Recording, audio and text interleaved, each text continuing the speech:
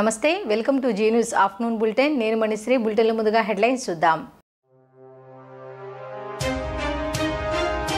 ఉత్తరాంధ్రకు పట్టిన దరిద్రం సీఎం జగన్మోహన్ రెడ్డి అన్న టీడీపీ జాతీయ ప్రధాన కార్యదర్శి నారా లోకేష్ ఉత్తరాంధ్రను 3 కుటుంబాలు అవినీతిమయంగా చేశాయని ఆరోపణ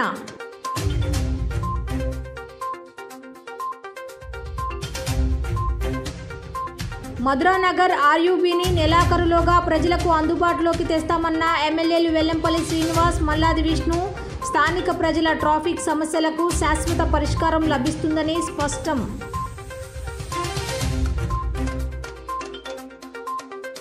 రాష్ట్ర ప్రభుత్వం ఉద్యోగులకు 6 డిఏ బకాయిలు పెండింగ్లు పెట్టడం వల్ల తీవ్ర ఇబ్బందులు పడుతున్న మన ఏపీ ఎన్జీఓ నాయకులు రిటైర్ అయితే డబ్బులు ఇచ్చే పరిస్థితి ప్రభుత్వం వద్ద లేదని ఆవేదన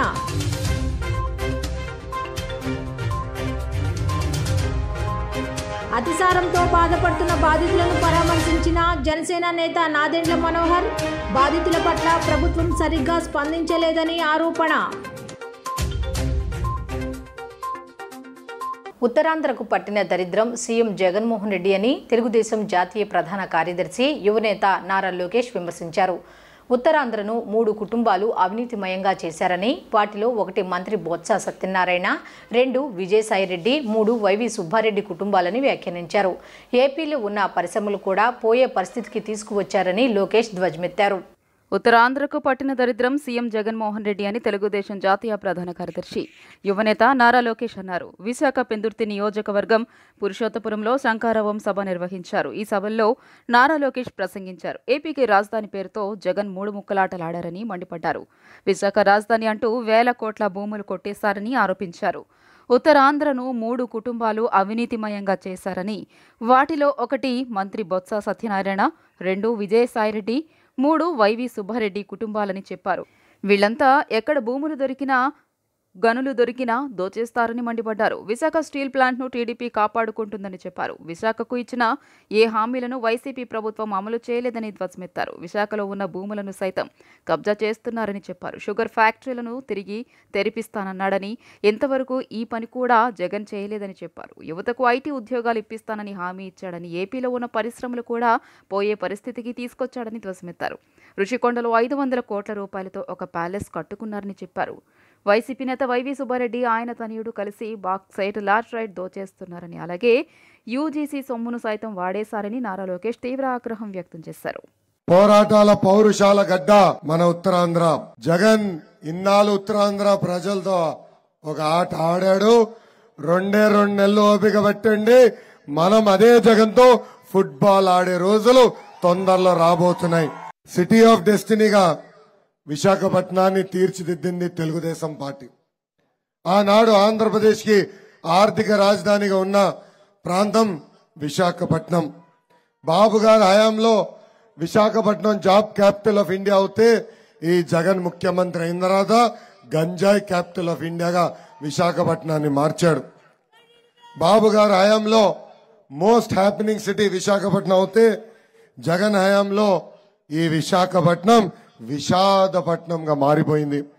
బాబు గారి హయాంలో విశాఖపట్నానికి రోజుకు ఒక కంపెనీ, ఐటీ పరిశ్రమలు, అదాని డేటా సెంటర్, కాండియంట్, మెడికల్ డివైసెస్ మ్యానుఫ్యాక్చర్ చేసి ఏఎంటీజెడ్ తీసుకొస్తే, జగన్ హయాంలో భూ కబ్జాలు, కిడ్నాపులు, దోపిడులు, చెరువులు ఆక్రమించుకుంటాం ఈ రోజు మనందరం చూస్తున్నాం. ఆంధ్ర రాష్ట్ర ముఖ్యమంత్రి జగన్ మొన్న ఒక మీటింగ్ లో వైకాపా కార్యకర్తల నాయకులు షర్టు మడత పెట్టుకోవాలని పిలిపించాడు. నిన్న నేను జగన్ కుర్చీ మడత పెట్టే రోజులు తొందరలో వచ్చినాయని చెప్పా. దానికి వైకాపా కార్యకర్తలు కొంచెం బాధ కలిగిందంట. అరగంట అంబటికి మనోభావాలు దెబ్బతిన్నాయంట. అది కుర్చీ కాదు, సింహాసనం అన్నాడు. అవునండి, అది సింహాసనమే.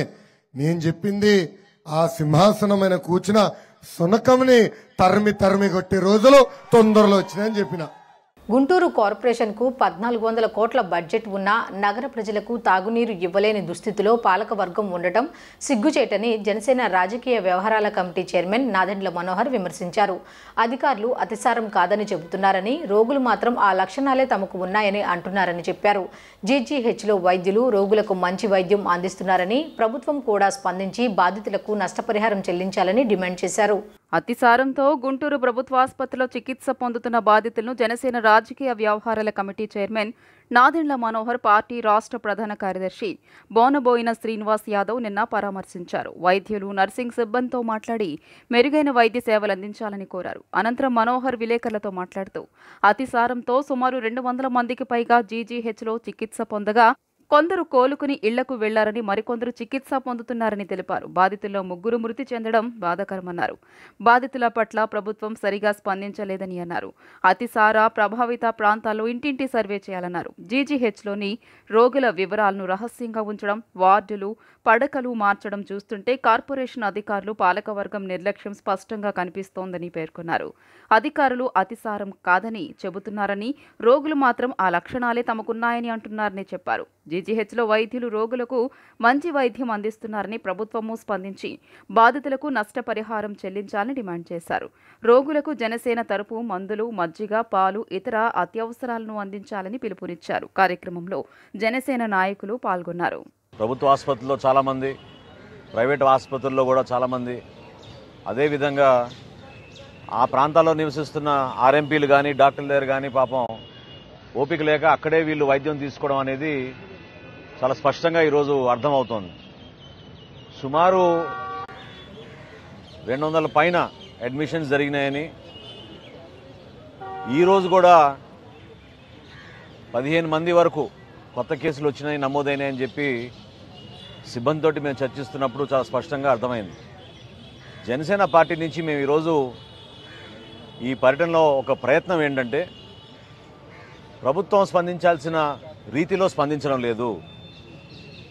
ఇటువంటి ఇబ్బందికరమైన పరిస్థితులు ఏర్పడినప్పుడు మానవతా దృక్పథంతో స్పందించాల్సిన మనస్తత్వం, మరింత మెరుగైన వైద్య సేవలు అందించే విధంగా క్షేత్రస్థాయిలో హౌస్ హోల్డ్ సర్వే చేసి ఎక్కడైతే ఈ కేసెస్ నమోదవుతున్నాయో ఆ ప్రాంతాల వారీగా కార్పొరేషన్ సిబ్బంది వెళ్లి వాళ్ళని ఆదుకోవాల్సిన అవసరం ఖచ్చితంగా ఉంది. వైద్య సిబ్బంది కూడా కేవలం ఆసుపత్రి వరకే పరిమితం కాకుండా డోర్ టు డోర్ సర్వే చేసి ఆ ప్రాంతాల్లో ఎక్కడైతే కలుషితమైన నీటి వల్లనే ఈ సమస్య అనేది చాలా స్పష్టంగా ప్రతి పేషెంట్ కూడా ఈరోజు మాట్లాడుతున్నప్పుడు వాళ్ళు చెప్తున్నారు. గుంటూరు జిల్లా మంగళగిరిలో నిన్న నారా బ్రాహ్మణి పర్యటించారు. పట్టణంలో ఏర్పాటు చేసిన స్త్రీ శక్తి కేంద్రం, ఆత్మకూరులోని చేనేత డయింగ్ షెడ్ను ఆమె ప్రారంభించారు. టాటా సంస్థ, తనేరా, ఎన్ఆర్ఐ తెలుగుదేశం పార్టీ సహకారంతో ఏర్పాటు చేసిన వీవర్ శాలను నారా బ్రాహ్మణి, తనేరా సీఈఓ అంబుజ్ నారాయణ ప్రారంభించారు. ఈ సందర్భంగా మాట్లాడిన బ్రాహ్మణి మరో 2 నెలల్లో మంగళగిరి రూపురేఖలు మారబోతున్నాయని స్పష్టం చేశారు. మంగళగిరి నియోజకవర్గంలో టీడీపీ జాతీయ ప్రధాన కార్యదర్శి నారా లోకేష్ సతీమణి నారా బ్రాహ్మణి పర్యటించారు. చేనేతను దత్తత తీసుకుంటా అని లోకేష్ మాటిచ్చిన నేపథ్యంలో చేనేత రంగాన్ని ప్రోత్సహించేందుకు బ్రాహ్మణి ముందుకు వచ్చారు. ఆత్మకూరులోని చేనేత డయింగ్ షెడ్ని ఆమె పరిశీలించారు. చేనేత డయింగ్ కార్మికులను అడిగి విధానాన్ని తెలుసుకున్నారు. ఎన్నో ఏళ్లుగా చేనేత డయింగ్ కార్మికులుగా పనిచేస్తున్న తమకు గుర్తింపు లేదన్న కార్మికులు తమ కష్టం ఎక్కువ, వచ్చే ఆదాయం తక్కువని ఆవేదన వ్యక్తం చేశారు. డయింగ్ ప్రక్రియలో వాడే కెమికల్స్ వలన అనేక ఆరోగ్య సమస్యలు ఎదుర్కొన్న తమకు తెలిసిన పని ఇది ఒక్కటే కాబట్టి దీనినే నమ్ముకొని పనిచేస్తున్నామని బ్రాహ్మణి దృష్టికి తీసుకొచ్చారు. పేద మహిళల ఆర్థిక అభివృద్ధే లోకేష్ లక్ష్యమని నారా బ్రాహ్మణి స్పష్టం చేశారు. నిరంతరం మంగళగిరి అభివృద్ధి గురించే నారా లోకేష్ ఆలోచన అని ఆమె తేల్చి చెప్పారు. అనంతరం మంగళగిరిలో స్త్రీ శక్తి కేంద్రాన్ని బ్రాహ్మణి సందర్శించారు. మహిళలతో మాట్లాడి వారికి అందుతున్న శిక్షణ గురించి ఆమె అడిగి తెలుసుకున్నారు. నారా లోకేష్ నెలకొల్పిన స్త్రీ శక్తి ఎంతో మంది నుంచి ప్రశంసలు అందుకుంటుంది. మంగళగిరి మహిళలకు స్త్రీ శక్తి ఎంతగానో దోహదపడుతుందని బ్రాహ్మణి పేర్కొన్నారు. ఇప్పటికే 47 బ్యాచ్లకు శిక్షణ ఇచ్చి ఉచితంగా కుట్టు మెషీన్లు అందించడం జరిగిందన్నారు. మంగళగిరి, తాడేపల్లి పట్టణాలతో పాటు దుగ్గిరాలలో ప్రతిరోజు 13 బ్యాచ్లకు శిక్షణ ఇవ్వడం జరుగుతుందన్నారు. నియోజకవర్గ ప్రజల కోసం నారా లోకేష్ 27 సంక్షేమ కార్యక్రమాలు అమలు చేస్తున్నారని తెలియజేశారు. మధురానగర్ ఆర్యూబీని ఈ నెలాఖరులోగా పూర్తి చేసి ప్రజలకు అందుబాటులోకి తెస్తామని వైఎస్ఆర్ కాంగ్రెస్ పార్టీ సెంట్రల్ సమన్వయకర్త వెల్లంపల్లి శ్రీనివాసరావు హామీ ఇచ్చారు. మధురానగర్ ప్రాంత వాసులు ఎదుర్కొంటున్న ట్రాఫిక్ సమస్యలకు శాశ్వత పరిష్కారాన్ని అందిస్తామని వెల్లడించారు. శనివారం సాయంత్రం మధురానగర్ ఆర్యూబీని MLA Malladi Vishnu, municipal commissioner Swapnil Dinakar Punkar, MLC Ruhulla, mayor Rayana Bhagyalakshmi తదితరులతో కలిసి ఆయన పరిశీలించారు. ఈ నెలాఖరులోగా పనులు పూర్తి చేయాలని అధికారులను ఆదేశించారు. ఈ సందర్భంగా ఆయన మాట్లాడుతూ తెదేపా హయాంలో 6Bని పూర్తి చేయలేకపోయారని విమర్శించారు. కరోనా కారణంగా పనులు సాగలేదన్నారు. ఎన్నికలకు ముందుగానే నిర్మాణం పూర్తి చేస్తామని ఆయన హామీ ఇచ్చారు. ఈ కార్యక్రమంలో డిప్యూటీ మేయర్ అవుతూ శ్రీ శైలజారెడ్డి, కార్పొరేటర్లు కొంగితల లక్ష్మీపతి, పెనుమత్స శిరీష, జానారెడ్డి తదితరులు పాల్గొన్నారు. 28, 29 అదేవిధంగా 31 డివిజన్ సంబంధించి ఆర్యూబీ వర్క్ని పరిశీలించడానికి సోదరులు స్థానిక ఎమ్మెల్యే మల్లాది విష్ణు గారు, నగర మేయర్ గారు, అదేవిధంగా మున్సిపల్ కమిషనర్ గారు, మన డిప్యూటీ మేయర్ గారు అందరూ కలిసి రావడం జరిగింది. ఇది కొంత టెక్నికల్గా కొన్ని రైల్వేతో వాళ్ళతో సమన్వయం చేసుకోవడంతో కొంత లేట్ అయ్యేటప్పటికి కూడా ఈ నెలాఖరులోపు ఈ ప్రాజెక్టుని పూర్తి చేసి ఈ ప్రాంత ప్రజలందరికీ కూడా చక్కగా ఎటువంటి ఇబ్బందులు లేకుండా, గతంలో రైల్వే గేట్ పెడితే అరగంట, 30 గంట, పావు గంట అట్లా బాగా ట్రాఫిక్ ఇబ్బంది పడే పరిస్థితి గతంలో చూసాం. ఈ నెలాఖరికి ఈ ప్రాంత వాసులందరికీ కూడా చక్కగా ఈ మార్గం అంతా కూడా అందరికీ అందుబాటులో ఉండే విధంగా చేయాలని చెప్పి ఇందాక మా కమిషనర్ గారు చెప్పిన ప్రకారం ఒక పక్క కెనాల్స్ వెళ్తున్నాయి, ఒక పక్క రైల్వే లైన్స్ వెళ్తున్నాయి. కాబట్టి ఈ ప్రాంతంలో చాలామంది ఇబ్బంది పడే పరిస్థితి ఉంది. వాళ్ళకి మార్గం ఇవి తప్ప వేరే బయటకు వెళ్తానికి అవకాశం లేకుండా ఉన్న ఈ పరిస్థితులు మనం చూసాం. ఈ యొక్క ఆర్యూబీ ద్వారా మరి గతంలో 14 సంవత్సరాలు ముఖ్యమంత్రిగా చేశాడు చంద్రబాబు నాయుడు.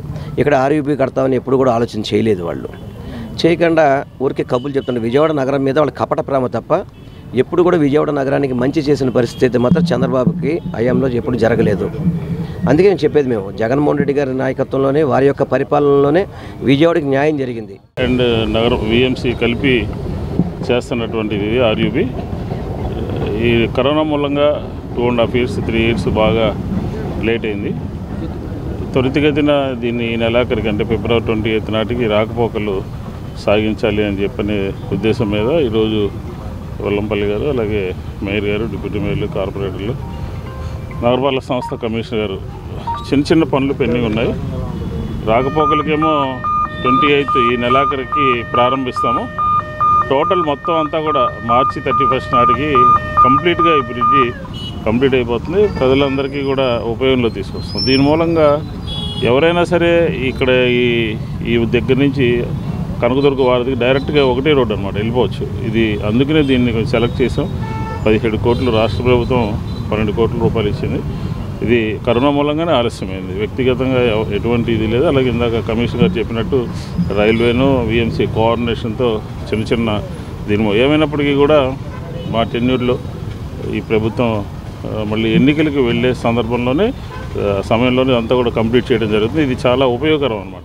ఈ ప్రాజెక్ట్ చూడడానికి ఈరోజు విజయవాడ మున్సిపల్ కార్పొరేషన్ నుంచి అందరూ ఇక్కడ రావడం జరిగింది. దీంట్లో మన ఆనరబుల్ ఎమ్మెల్యే గారు విష్ణు గారు, సెంట్రల్ ఎమ్మెల్యే గారు, అలాగే ఆనరబుల్ వెస్ట్ ఎమ్మెల్యే గారు శ్రీనివాస్ సార్ గారు, అలాగే ఆనరబుల్ మేయర్ మేడం, అలాగే డిప్యూటీ మేయర్, ఇక్కడ స్థానిక కార్పొరేటర్స్ అందరూ ఇక్కడ రావడం జరిగింది. చాలా ఇంపార్టెంట్ ఆర్యూబీ. ఎందుకనే 28, 29, 31 ఈ 3 డివిజన్స్ కలిపి పబ్లిక్కి చాలా ఉపయోగపడి ఈ ఆర్యూబీ. ఎందుకనే ప్రతిసారి మనం చూస్తూనే ఉన్నాము, ఏదైనా గేట్ పడితే ఇక్కడ రైల్వే వల్ల గేట్ పడితే అట్లీస్ట్ ఒక 1/2 hour ఆగాల్సిన పరిస్థితి ఉంది. ఇది 1/2 hour కాకుండా కొన్ని అప్పుడు గుడ్ స్టాండ్ వస్తే ఒక 1 or 2 hours కూడా ఇక్కడ ఆగడానికి పరిస్థితి వస్తుంది.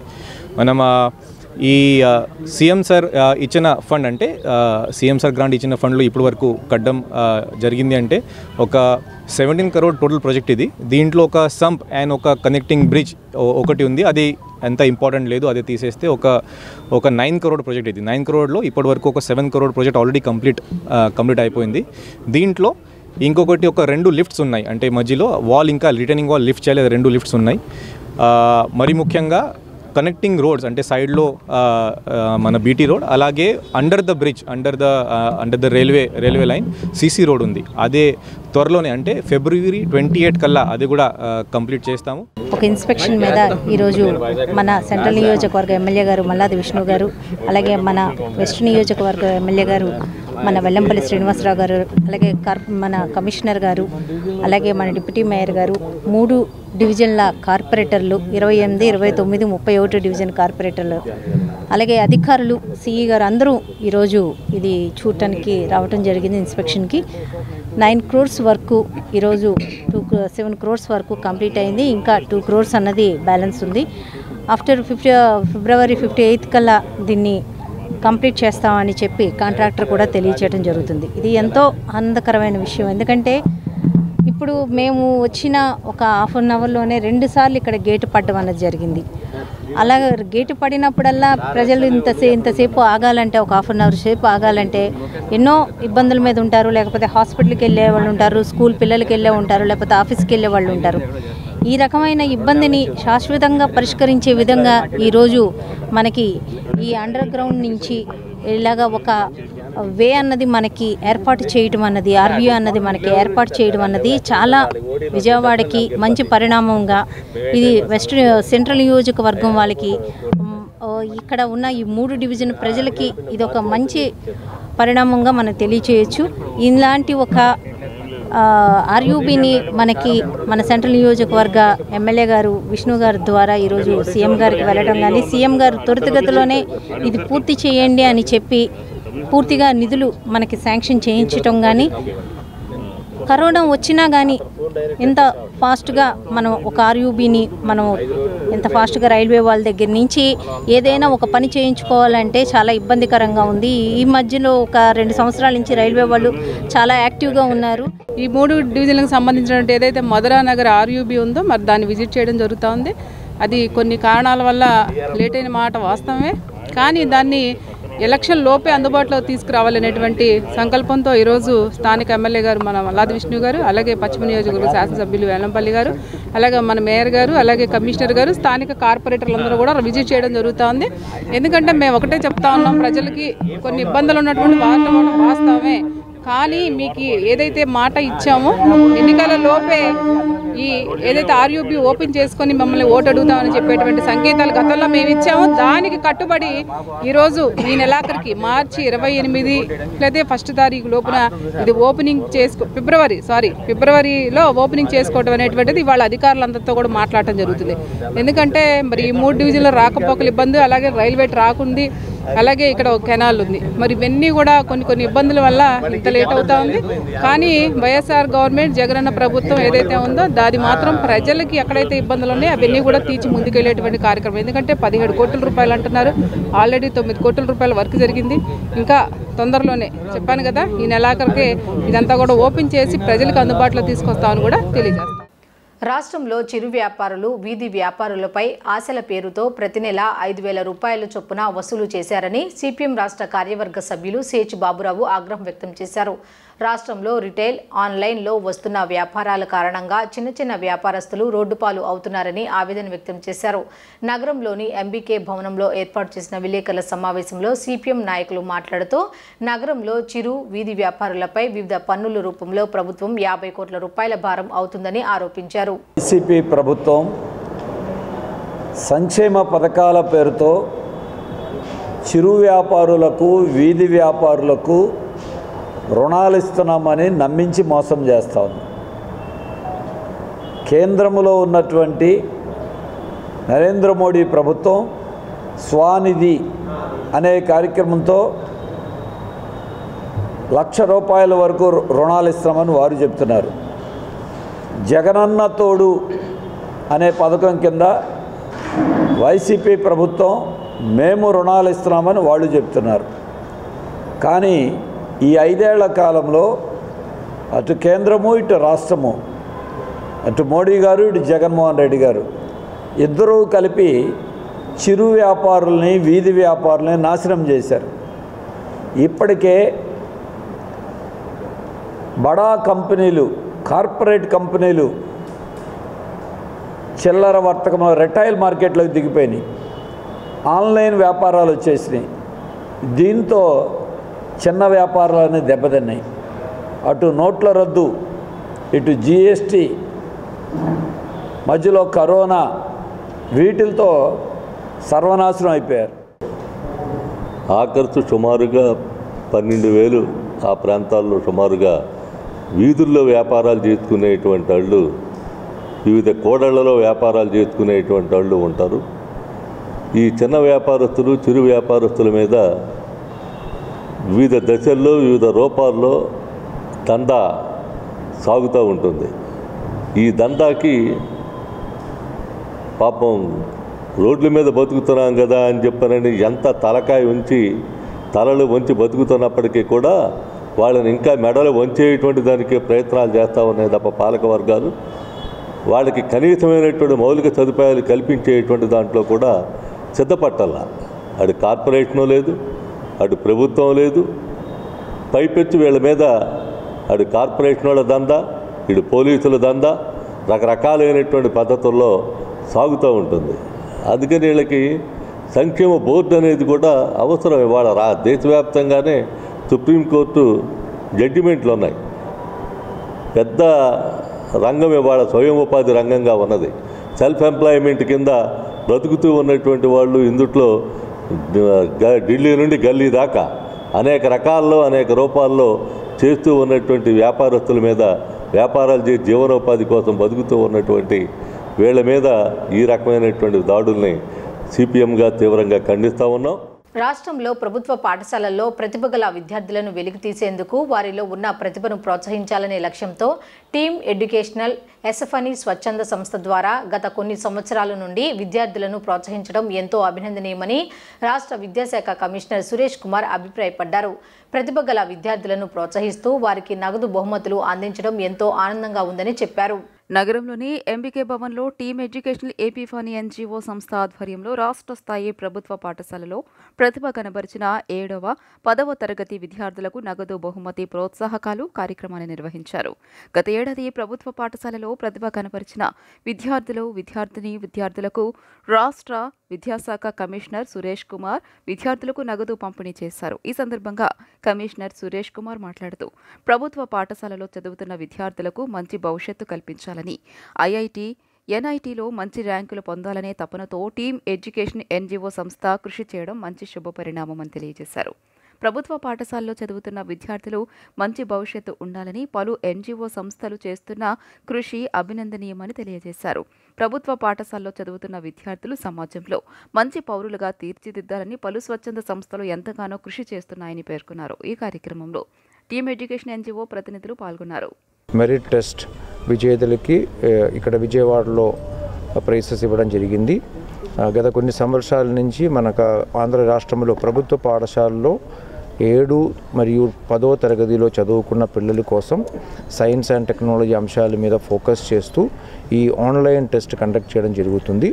ఇది పిల్లలకి వాళ్ళ యొక్క పాఠ్యాంశాల్లో ఉన్న సిలబస్తో పాటు భవిష్యత్తులో కాంపిటేటివ్ ఎగ్జామినేషన్ కోసం, అది ఎంట్రన్స్ కోచింగ్ కోసం, ఐఐటి కానీ, నీట్ కానీ అలాంటి కోచింగ్ల కోసం కూడా వాళ్ళనే ప్రిపేర్ చేసుకోవడము, అలాంటి ఒక ఎగ్జామ్ సిస్టమ్ని వాళ్ళకి ఎక్స్పోజ్ చేయడం అనే ఉద్దేశంతో ఇది స్టార్ట్ చేయడం జరిగింది.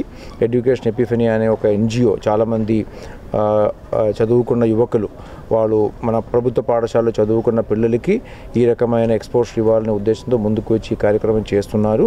సో దీనిలో పార్టిసిపేట్ చేసిన పిల్లలకి జిల్లా స్థాయిలో మరియు రాష్ట్ర స్థాయిలో కూడా ఫస్ట్ వచ్చిన పిల్లలకి క్యాష్ ప్రైజ్తో పాటు ప్రైజెస్ కూడా డిస్ట్రిబ్యూట్ చేయడం జరిగింది. ఈఎంటీ 2024 విజేతలైన అర్హత సాధించి పరీక్షలో విజేతలైన విద్యార్థులకు నా శుభాకాంక్షలు. మరి ఈరోజు రాష్ట్ర వ్యాప్తంగా ఇంత గొప్పగా జరుపుకుంటానికి కారణం సహకరించిన school teachers, masters and educational officers, especially మన గౌరవ స్కూల్ ఎడ్యుకేషన్ కమిషనర్ గారు సురేష్ కుమార్ గారి ఆధ్వర్యంలో, మరి ఆర్జేడి సుబ్బారావు గారిని ఆధ్వర్యంలో మరి అందరూ డిఈఓలు, డిఎస్ఓలు, ఉపాధ్యాయులు అందరి సహకారం వల్లనే ఈ రోజున ఈ పరీక్షను మేము దిగ్విజయంగా జరిగించి ఈరోజు విజేతలకు బహుమతి ప్రదానోత్సవం జరుపుకోగలిగాం. అసలు మా ఆలోచన ఒకటే, ఎందుకు మేము ఈ వ్యవస్థలో ఇంత కష్టపడి మా భార్య బిడ్డలకు సంబంధించిన ఖర్చు పెట్టాల్సినటువంటి ఈ ధనాన్ని మేము ఈ పిల్లల కోసం ఎందుకు ఖర్చు పెడుతున్నాము అంటే, ఎలాంటి లాభాపేక్ష లేకుండా మేము ఎందుకు ఖర్చు పెడుతున్నాము అంటే,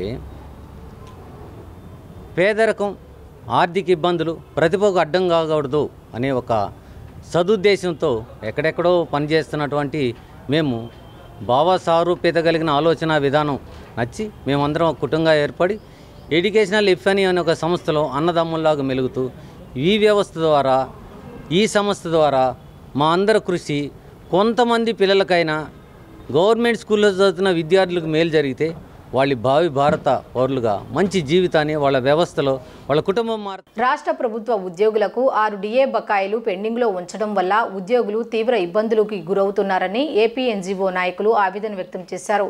6 నుండి 7,000 కోట్ల రూపాయల బకాయిలు ప్రభుత్వం వద్ద ఉన్నాయని, రిటైర్ అయితే కూడా డబ్బులు ఇచ్చే పరిస్థితి లేదని ఆయన చెప్పారు.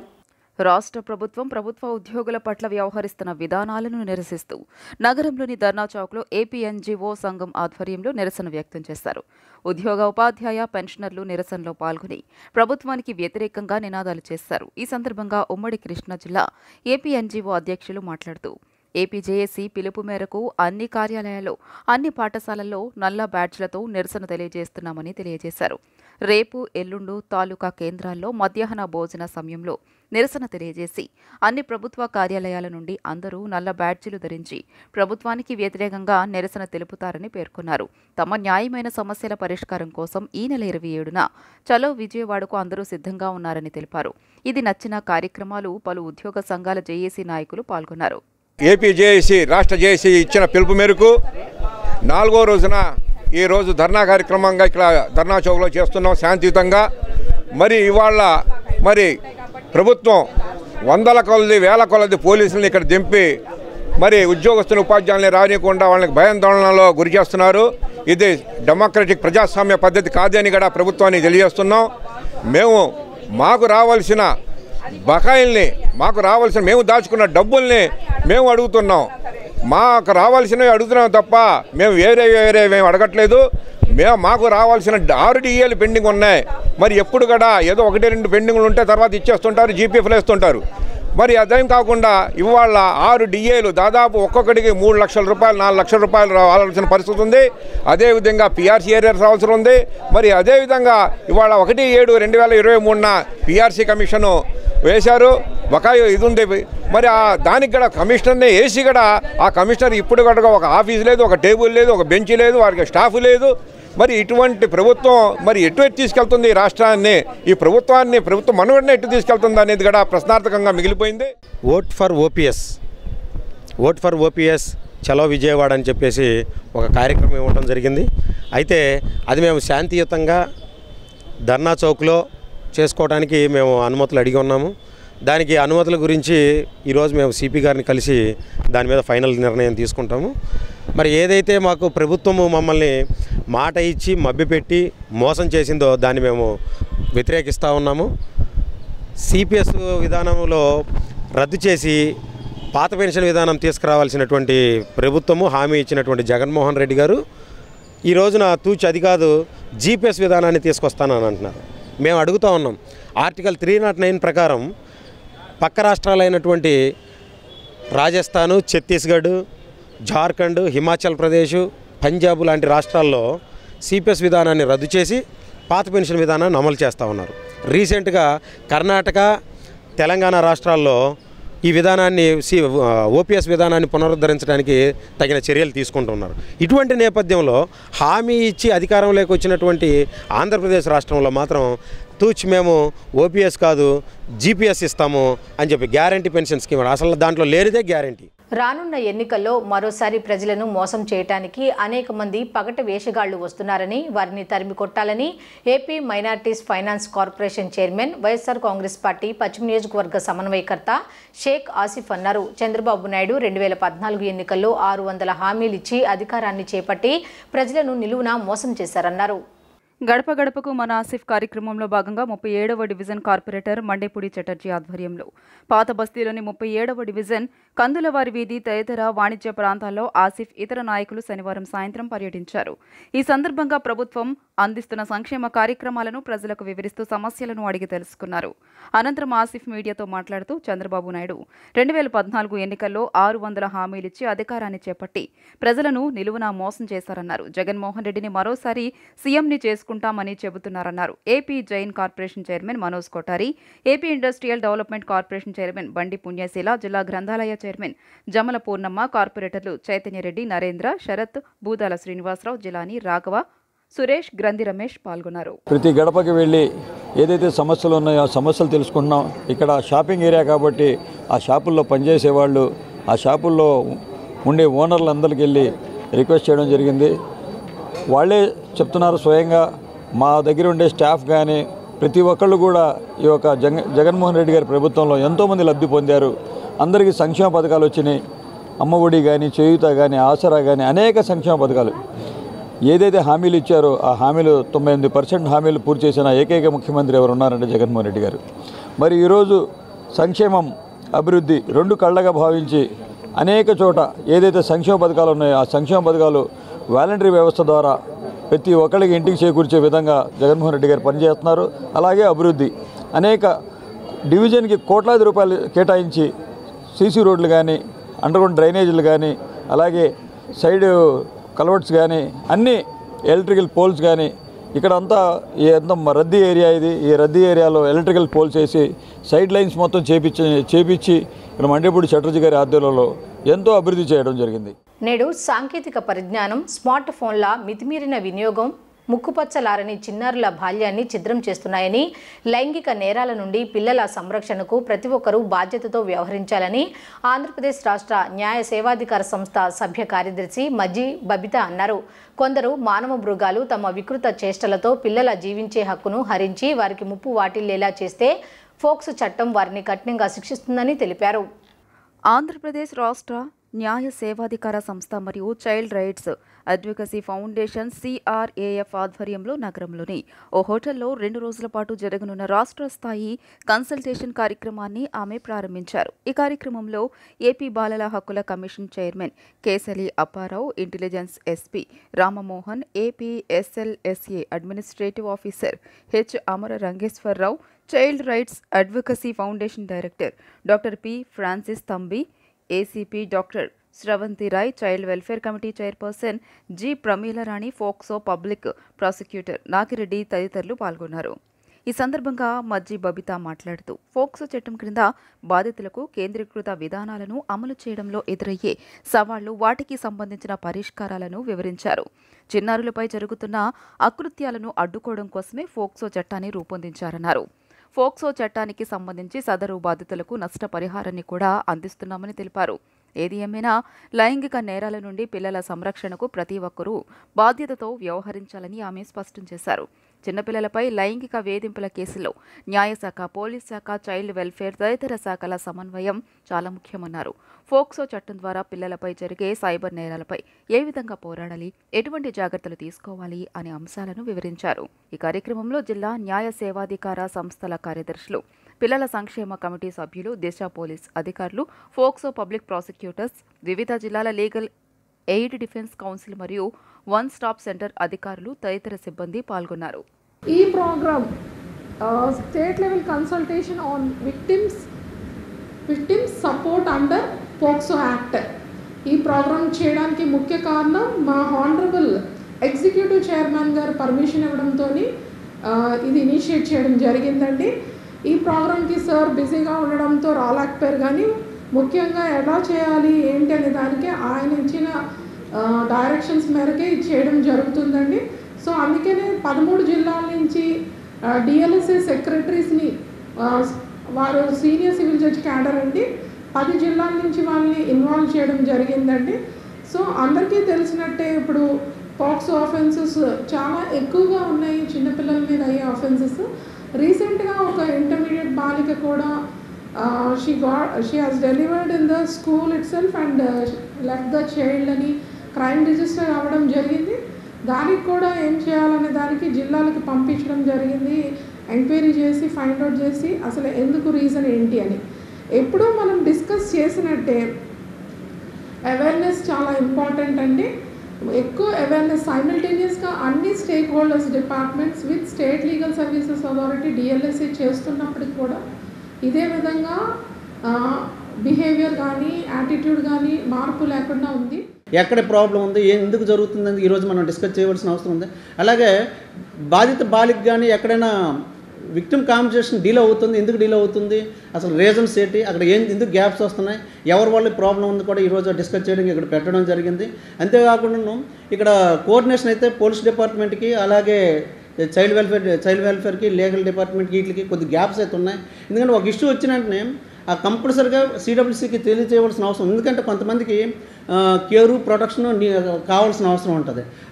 ప్రతి ఎఫ్ఐఆర్లు కూడా కంపల్సరీగా CWCకి తెలియజేయవలసిన. ఎందుకంటే ఈరోజు పిల్లల తాలూకా ఏమైనా ఉంటే వాళ్ళు ఫైనల్ డెసిషన్ మన CWC వాళ్ళు చేస్తారు. కాబట్టి మనం ఆ విషయాలన్నీ డిస్కస్ చేద్దాం. ఇది ఇనాగ్రేషన్ సెక్షన్ కాబట్టి లేట్ అవుతుంది. కాబట్టి ఎవరి రోల్ ఏంటి, ఎక్కడ గ్యాప్స్ ఉన్నాయి, ల్యాబ్స్ ఉన్నాయి, మనందరం కూడా డిస్కస్ చేద్దాం.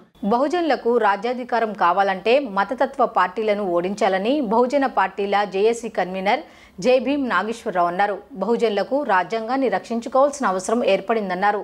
రాష్ట్రంలో పోలీసు రాజ్యం ఏలుతోందని విమర్శించారు.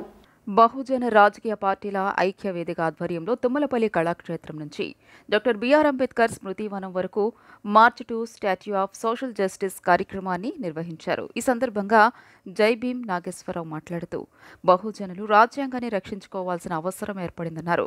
మతోన్మాదం దేశానికి ప్రమాదమని, మతోన్మాదాన్ని సృష్టించే RSS, విశ్వ హిందూ పరిషత్, బీజేపీలను నిలువరించకపోతే మున్ముందు బహుజనులపై దాడులు మరింత పెరిగే ప్రమాదం ఉందన్నారు. రాష్ట్రంలో పోలీసు రాజ్యం ఏలుతోందని విమర్శించారు. ప్రశ్నించే వారి గొంతు నొక్కుతున్నారని ఆరోపించారు. ప్రభుత్వ ఉద్యోగులకు స్వస్తి చెబుతూ కాంట్రాక్ట్ అవుట్సోర్సింగ్ ఉద్యోగాలను తీసుకువచ్చారని విమర్శించారు. బహుజనులకు రాజ్యాధికారం రావాలంటే వచ్చే ఎన్నికల్లో బీజేపీ, దాని అనుబంధ పార్టీలైన వైసీపీ, టీడీపీలను ఓడించాలని జైభీం నాగేశ్వరరావు పిలుపునిచ్చారు. మనిషి తినే ఆహారం మీద కూడా విచక్షణ చూపించేటువంటి ప్రభుత్వం కేంద్రంలో నడుస్తుంది. మతాచారాల పేరుతో మనిషి ఆహారాన్ని, ఈ దేశంలో పుట్టినటువంటి అడవి జాతి వాళ్ళని కానీ మిగతా జాతుల్లో ఉన్నటువంటి వాళ్ళు, ఈ మూలవాసులుగా ఉన్నటువంటి వాళ్ళ ఆహారం మీద నిఘా ఉంది. హక్కులు లేకుండా పోయినాయి. రాజ్యాంగం మీద దాడి జరుగుతుంది. కాబట్టి రాజ్యాంగాన్ని రక్షించుకోవాలి. హక్కుల్ని రక్షించుకోవాలంటే ఈ దేశంలో నాయకత్వాన్ని నడుస్తున్నటువంటి ఏదైతే RSS, బజరంగ్ దళ్ వీళ్ళ నాయకత్వాన్ని నడుస్తున్నటువంటి ప్రభుత్వం, బీజేపీ ప్రభుత్వంతో దాన్ని ఖచ్చితంగా దాన్ని సపోర్ట్ చేస్తున్నటువంటి పార్టీలని కూడా ఓడించవలసిన బాధ్యత ఉందనేటువంటి దాంతో బహుజన జేఏసీ ఏర్పడ్డాం. ఈ రాష్ట్రంలో జగన్ ప్రభుత్వం విపరీతమైనటువంటి హింసాకాండని స్టార్ట్ చేసింది.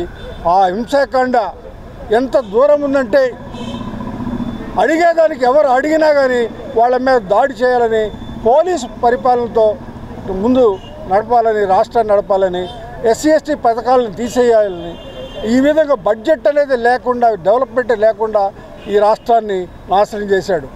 అదేవిధంగా విద్యా వ్యవస్థలో కూడా విద్యలో ఉన్నటువంటి ఎవరైతే ఇంగ్లీష్లో అయితే అమలు జరుపుతున్నామని చెప్తున్నాడు, కానీ ఇంగ్లీషుతో పాటు మిగతా వాళ్ళందరినీ కూడా, మిగతా విద్యార్థులందరినీ వాళ్ళకి విద్య లేకుండా న్యూ ఎడ్యుకేషన్ పాలసీ ప్రకారం దూరానికి పంపించేసి వాళ్ళని స్కూల్స్ మూసేసే పరిస్థితి.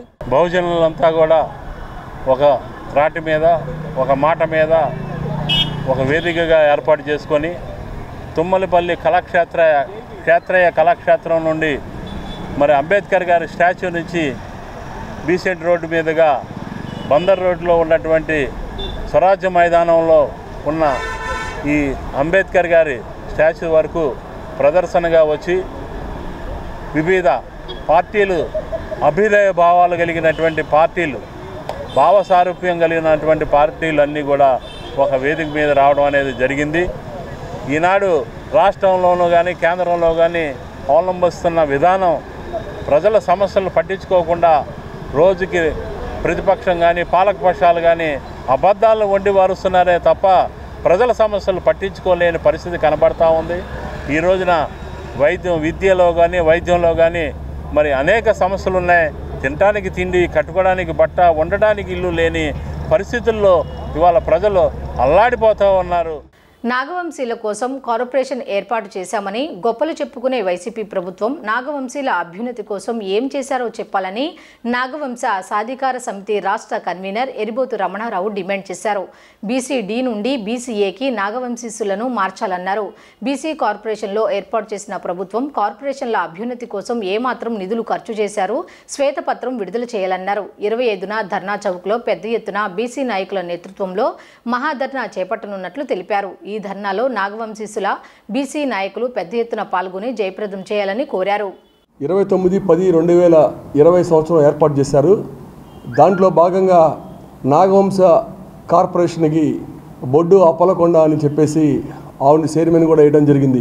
ఈ రోజున 29/10/2020 సంవత్సరం నుండి ఈనాటి వరకు ఈ బీసీ సంబంధించినటువంటి కార్పొరేషన్ వేసాం, నిధులు కోట్లాది రూపాయలు నిధులు ఇస్తాం అని గొప్పలు చెప్పుకున్నటువంటి ఈ వైసీపీ ప్రభుత్వం కానీ, అలానే చైర్మన్గా ఉన్నటువంటి అప్పలకొండ ఆవిడ హస్బెండ్ అయినటువంటి అప్పలనాయుడు గారు కూడా ఇంతవరకు ఈ బీసీ-డి నుండి బీ-ఏకి మార్చాలని మరి ముఖ్యమంత్రి గారి దగ్గర డిమాండ్ చేయడం కానీ, బీసీ మంత్రి అయినటువంటి ఆ మంత్రి దగ్గర కానీ ఎక్కడా కూడా వీళ్ళు కనీసం డిమాండ్ కూడా చేయలేని పరిస్థితిలో ఈరోజు ఉన్నారు. మేము ఒకటి అడుగుతూ ఉన్నాం, బీసీ కార్పొరేషన్ల ద్వారా 56 కార్పొరేషన్లకి నిధులు ఎన్ని మీరు కేటాయించారు, ఎంతవరకు ఖర్చు పెట్టారు, కేటాయించిన నిధులు ఎన్ని, ఖర్చు పెట్టిన నిధులన్నీ తెలియజేసి మీరు వెంటనే కూడా శ్వేతపత్రం రిలీజ్ చేయాలని చెప్పేసి కూడా మేము డిమాండ్ చేస్తూ ఉన్నాం. ప్రతిపక్ష నేతగా అగ్రిగోల్డ్ బాధితులకు ఇచ్చిన హామీని తక్షణమే సంపూర్ణంగా అమలు చేయాలని ముఖ్యమంత్రి వైఎస్ జగన్మోహన్ రెడ్డికి AgriGold agents customers welfare association గౌరవ అధ్యక్షులు ముప్పాళ్ల నాగేశ్వరరావు బహిరంగ లేఖ రాశారు. ఈ సందర్భంగా దాసరి భవన్లో విలేకరుల సమావేశంలో ఆయన మాట్లాడుతూ అగ్రిగోల్డ్ బాధితులకు న్యాయం చేయడం ద్వారా తమది మనసున్న ప్రభుత్వం అని నిరూపించుకోవాలన్నారు. 2017 మార్చి 23న విజయవాడ హనుమంతరాయ గ్రంథాలయంలో వైసీపీ అగ్రిగోల్డ్ బాధితుల దీక్షల ముగింపు సభలో ప్రతిపక్ష నేతగా మీరు చేసిన వాగ్దానాలను ఆనాటి మీ పాదయాత్రల సందర్భంగా జరిగిన అనేక సభల్లో మీ మేనిఫెస్టోలో ప్రకటించిన విధంగా అగ్రిగోల్డ్ బాధితులకు 100% న్యాయం చేకూర్చి మాట నిలబెట్టుకోవాలని కోరారు. అవ్వ వెంకటరామారావు సోదరులు ₹1 పెట్టుబడి లేకుండా విజయవాడ కేంద్రంగా 1995లో స్థాపించి 8 రాష్ట్రాలకి వారి వ్యాపార సామ్రాజ్యాన్ని విస్తరింపజేసి 32 లక్షల మంది నుండి 7,623 కోట్లు వివిధ స్కీముల పేరు మీద వసూలు చేశారు.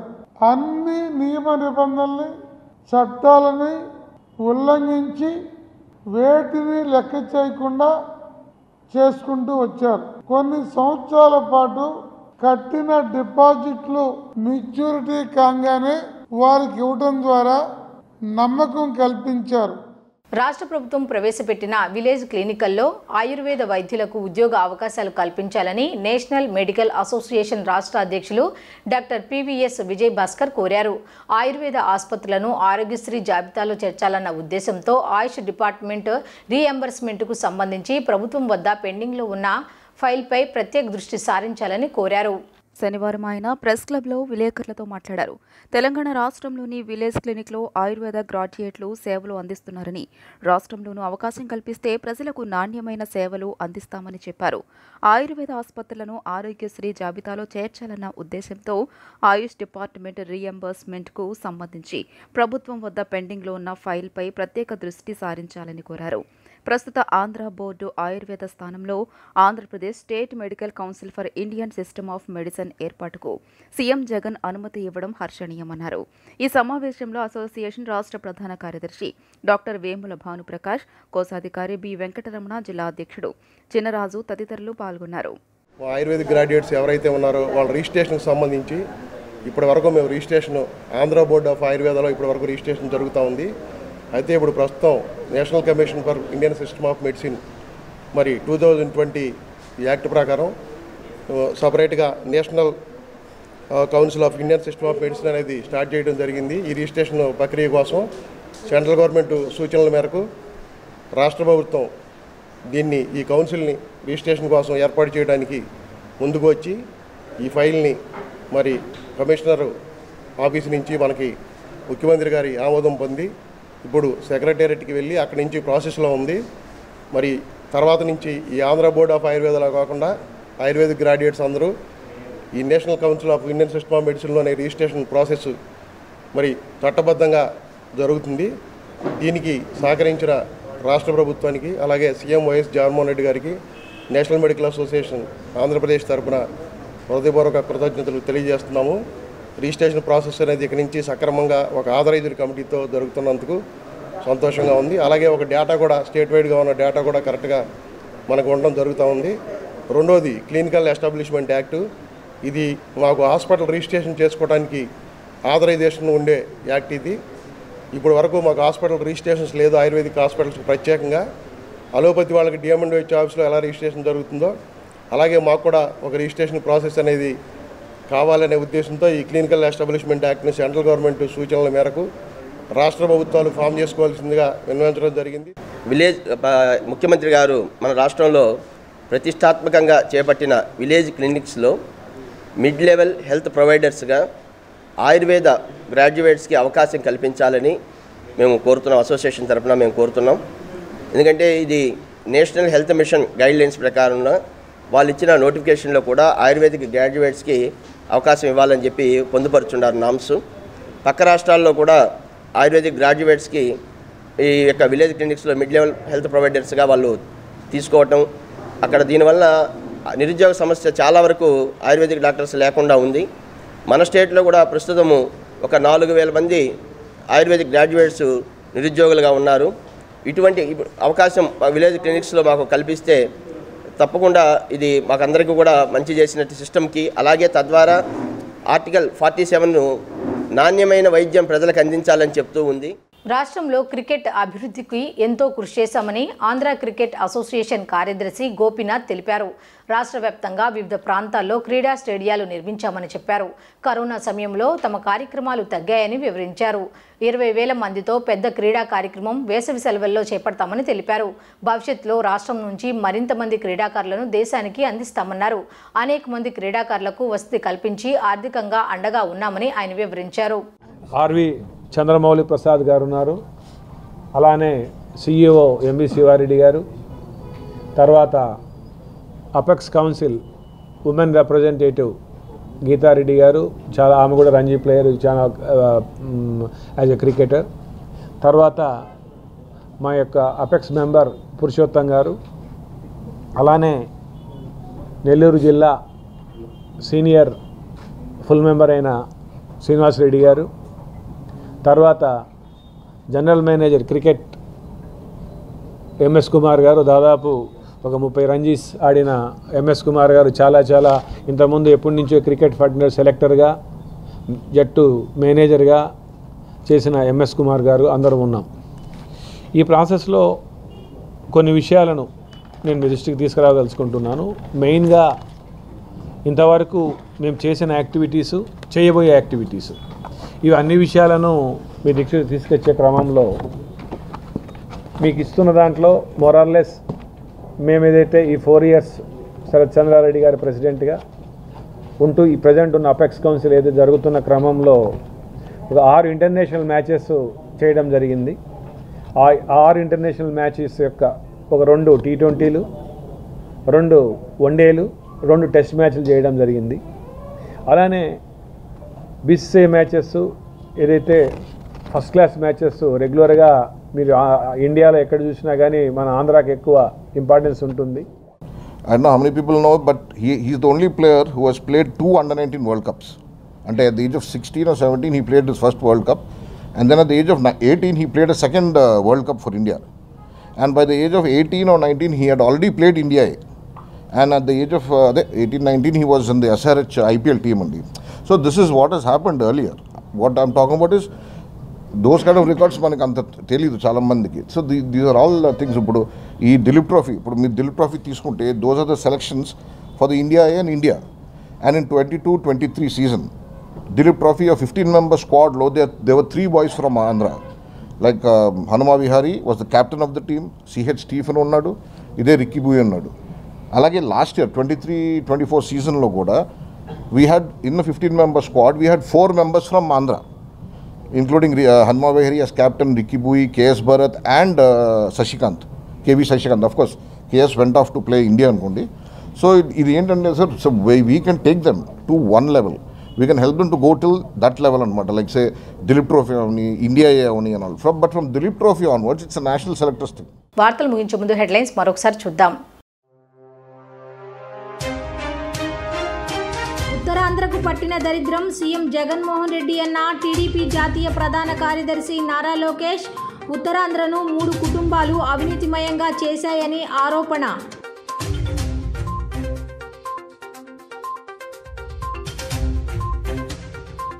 మధురానగర్ ఆర్యూబీని నెలాఖరులోగా ప్రజలకు అందుబాటులోకి తెస్తామన్న ఎమ్మెల్యేలు వెల్లంపల్లి శ్రీనివాస్, మల్లాది విష్ణు.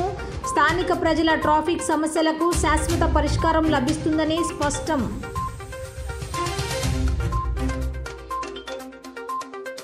రాష్ట్ర ప్రభుత్వం ఉద్యోగులకు 6 డిఏ బకాయిలు పెండింగ్లు పెట్టడం వల్ల తీవ్ర ఇబ్బందులు పడుతున్న మన ఏపీ ఎన్జీఓ నాయకులు. రిటైర్ అయితే డబ్బులు ఇచ్చే పరిస్థితి ప్రభుత్వం వద్ద లేదని ఆవేదన.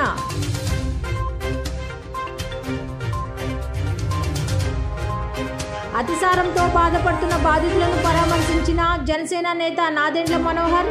బాధితుల పట్ల ప్రభుత్వం సరిగ్గా స్పందించలేదని ఆరోపణ. ఈ వార్తలు ఇంతటితో సమాప్తం. తిరిగి రాత్రి 7:30 బులెటిన్లో కలుద్దాం. అంతవరకు సెలవు. నమస్కారం.